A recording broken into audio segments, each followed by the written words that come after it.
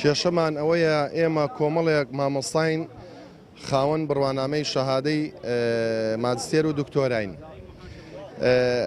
ڕێئاسەت وزەرا کتابێکی ناردووە بۆ محافەزەی کەرکووک شوملی تەوزیعکردنەوەی عەرز بکرێن. ئێمە مامۆستای قوتابخانەکان دیوان مدیریەی تەربیەی کەرکووک هەڵساوە 50 ناوی بەرز کردوتەوە بۆ محافەزەی کەرکووک.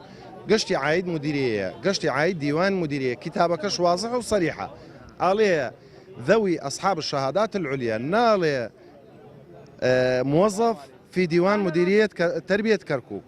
يعني إيشكا نازان بچی حقیقەوە ئەو پەنجاناوەی بەرز کردوتەوە ئەو کەسێکەوە ئەو لیژنەیە کە ئەو پەنجاناوەی بەرز کردووە نازانم ئێمەی بۆ داناناوە، ئێمە خاڵەکانمانش لەوان بەرزترە.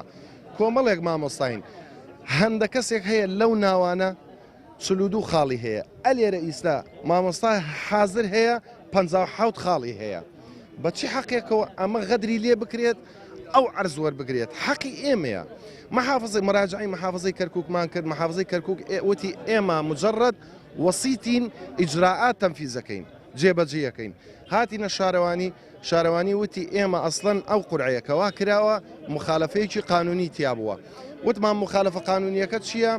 وتیان کاکە ئێمە چی قورعەیەک بکرێت بۆ دابەشکردنی عەرز ئەبێن نوێنەرمان هەبێت لەو قورعەیە. فوتی ئەو قورعەیەکەوا کراوە لە محافەزەی کەرکووک نوێنەرمان لەوێ نەبووە.